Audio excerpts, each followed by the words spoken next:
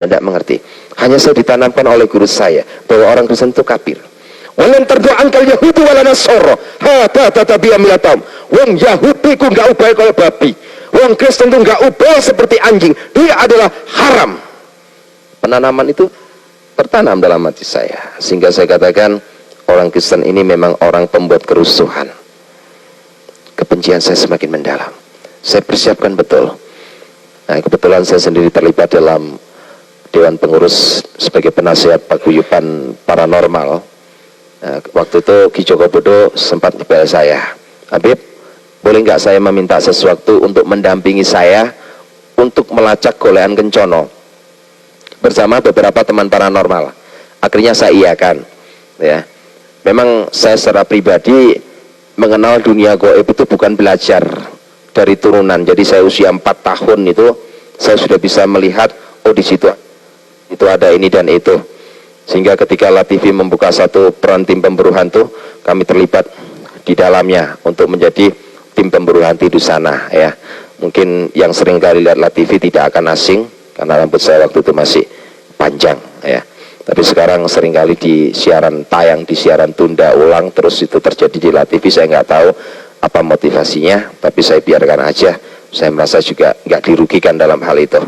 Satu masalah yang sangat terpenting waktu itu, tepat pada tanggal 29 Maret, saya bersama rekan-rekan untuk mengambil golean kencono itu, ya. Apa yang terjadi? Rata-rata orang yang bisa mengambil itu kan ada satu kekuatan yang disebut ilmu rogo sukmo, jadi melepaskan rogoh dari sukmanya ini, keluar, masuk ke alam lain. Pada tanggal 29 Maret itulah pertemuan saya pertama kali dengan Yesus. Saya ambil, terus saya lacak, saya baca segala bentuk cara. Saya nggak menemukan apa-apa. Di belakang saya ini ada yang pegang pundak saya. Assalamualaikum Makhus. Suara itu sangat menggema. Dan saya yakin suara itu tidak pernah saya rasakan selama saya mengenal dunia jin, ya. Ketika tangan itu menyentuh pundak saya, ada sebuah power yang masuk. Saya ini seringkali mengislamkan jin, karena selama hidup saya punya 182 jin yang saya islamkan, yang menjadi santri saya, jadi ngajinya sama saya. Nah, itu. Jadi saya itu senang mengislamkan jin. Lebih-lebih kalau saya pikiran saya sudah sumpek di dunia, saya masuk ke alam jin. Karena alam jin itu cantik-cantik, beda dengan Gondoruo. Sebelum saya masuk ke alam gaib, itu yang namanya golean kencono itu sudah disket. Gambarnya seperti demikian. Tapi di tangan orang itu saya tidak melihat gambar seperti golean kencono, persis seperti roti. Ya, saya malah berpikir bukan itu yang saya cari. Dia tetap ngomong ambil ini. Dia tetap ngotot. Saya hanya melihat tangan waktu itu, tangan dan suara. Tangannya ini penuh dengan sinar yang saya tidak bisa lukiskan. Saya tidak bisa menerima itu. Karena saya nggak bisa menerima, waktu habis. Orang rogo sukmo ini ada sebuah waktu. Kalau waktunya habis, dia tidak kembali ke tubuh jasadnya, ini tubuhnya akan hancur. Jadi saya kembali lagi, omong punya omong. Nah, waktu itu Ki Joko Bodo tanya pada saya, Habib, kira-kira sudah bisa deteksi? Sudah. Saya cerita kepada Ki Joko Bodo, apa yang terjadi? Paranormal itu berbeda dengan Ustadz, ya. Kalau paranormal itu juga bukan orang Islam. Kayak Ki Joko Bodo itu bukan orang Islam, jadi sholat juga enggak, megang Al-Quran juga enggak. Karena kenapa? Rata-rata kalau asli paranormal itu tidak percaya pada surga dan neraka. Termasuk Ki Joko Bodo, Ki Gendeng Pamungkas, itu termasuk orang-orang yang tidak percaya kepada surga dan neraka. Tapi aneh, ketika saya sampaikan kepada Ki Joko Bodo menyampaikan kepada saya, Habib, apa yang Habib lihat itu tadi, itu adalah lambang swarga. Ya, ini saya terjemahkan karena beliau kalau ngomong sama saya bahasa Jawa. Habib, sing jenengan tinggal ini kumo sakjane wujude swarga. Saya mulai berpikir, orang yang tidak percaya kepada surga dan neraka, dia bisa membuat pernyataan bahwa itu adalah wujud, bidatul wujud dari Nurjana itu sendiri. Terus saya bilang, tolong deteksi, ya, deteksi tangan siapa yang menyentuh saya. Bukan apa-apa, sekedar bahasa orang yang lagi putus asa. Saya mau balik lagi ke jasad saya. Akhirnya dalam hati saya waktu itu mulai baca Subhanallah. Terus saya baca Walhamdulillah. Saya terus membacakannya. Subhanallah, maha suci Engkau ya Allah. Aneh, tak pocono surat jin mendatangkan kekuatan itu gak teko-teko, Tapi ketika saya baca subhanallah, maha suci engkau ya Allah, dia datang. Ini mulai jadi perhitungan saya. Di pojokno surat jin gak teko, di pojokno maha suci datang. Ketika datang saya dalam kondisi tertundung. Saya merasakan datang itu biasanya memang orang-orang ahli gaib itu merasakan ada kekuatan angin besar, itu dia rasakan, itu datang. Nah ketika datang, dia langsung katakan satu hal kepada saya. Tanpa tedeng aleng-aleng, dia langsung sampaikan satu kata kepada saya. Ya ayyuhalladzina amanu tubilau taubatana nasuha. Hai makhluk, bertobatlah kamu. Sesungguh-sungguhnya engkau bertobat kepada aku. Saya tanya, siapa kamu? Saya dalam keadaan kontak batin. Dia nggak mau memberitahu saya. Dia sodorkan tangannya persis seperti pertemuan pertama di belakang saya. Dia sodorkan tangannya. Ambil ini. Saya mulai bingung. Kenapa saya harus suruh mengambil ini? Saya tetap ngotot, siapa kamu? Saya hanya menyampaikan kalau saya mau ambil jimat itu, kalau engkau menyebutkan siapa nama kamu. Tetap tidak mau menyebutkan namanya. Akhirnya saya terpaksa harus mengambil benda dari tangan orang itu. Yang di atas tangan itu adalah roti. Ketika saya ambil, apa yang terjadi? Roti itu hilang dari tangan saya, masuk dalam seluruh organ tubuh saya. Ada hal yang sangat aneh, saya merasa 43 tahun saya pikul beban berat. Ketika saya ambil roti dari tangan itu, beban berat ini hilang.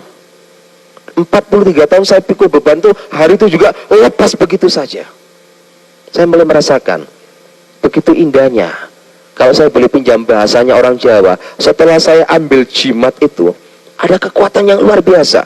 Pikulan ini hilang, beban ini hilang. Saya merasakan ada sebuah kedamaian yang tidak pernah saya miliki selama hidup. Sebab kedamaian dan kebahagiaan selama 43 tahun itu adalah sebuah kedamaian yang hampa, semu, palsu. Tapi setelah saya menerima jimat itu, saya merasa ada satu kekuatan yang Masya Allah, luar biasa. Akhirnya saya tanya, siapa kamu? Baru dia katakan kepada saya. Dia katakan begitu indahnya dengan tegas seperti yang saya sampaikan tadi. Isa innahu, aku yang selalu mengatakan perkataan yang benar kepada kamu. Roh Allah, aku adalah roh Allah itu sendiri. Wa khalimatu, aku adalah firman yang hidup. Saya tersujud tersungkur kepadanya. Dia dekati saya masih ingat waktu itu. Dia dekati saya, dia katakan pada saya, aku akan utus kamu seperti domba di tengah-tengah serigala. Ada satu hal yang membuat saya marah. Saya mempunyai satu sifat pribadi yang jelek. Kalau saya lagi marah sama orang, saya langsung tatap wajah orang itu, tidak peduli siapapun juga dia. Dan ketika orang itu ngomong pada saya, aku utus kamu seperti anak domba di tengah-tengah serigala, saya marah. Marah saya itu begini, orang ini seperti balas dendam kepada saya. Mungkin selama hidup saya jahat kepada umatnya, dia balas dendam. Buktinya apa? Buktinya dia pura-pura datang kepada saya diutus seperti anak domba di tengah-tengah serigala. Coba jenengan saged pikiraken, lek ono anake wedhus ditekek nangoni tengah-tengah serigala, niku pasti mati. Pikiran saya waktu itu juga gitu. Ini berarti balas dendam. Orang ini mau membunuh saya. Maksud saya itu, jangan dijadikan saya sebagai anak domba. Jadikan saya sebagai harimau, serigala, ataupun apapun yang saya siap hadapi serigala. Maksud saya itu begitu. Tetap dia katakan, aku mengutus kamu seperti anak domba di tengah-tengah serigala. Saya katakan, Tuhan, hati saya ini keras, Tuhan. Tapi Tuhan katakan dalam Yeskiel 36 ayat 20 jelas di sana kata, aku akan memberikan roh yang baru kepadamu. Aku akan memberikan hati yang baru kepadamu, hati yang taat, dan menjauhkan kamu dari hati yang keras. Saya mulai adem ayam, marah hati saya. Mulai saya berpikir, terima kasih Tuhan. Saya mulai berpikir lagi, apa yang harus aku lakukan untuk menjalani sebuah kehidupan ini. Saya mulai berpikir, kita memang harus seperti anak domba.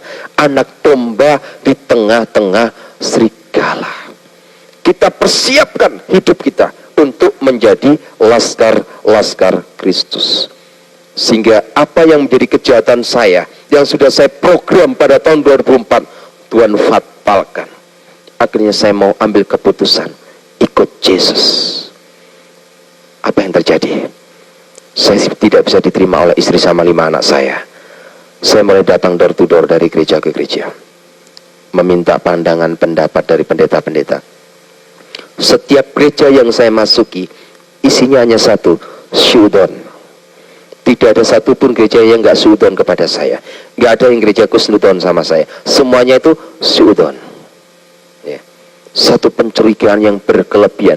Nggak mungkin ada orang FPI bertobat. Ini pura-pura.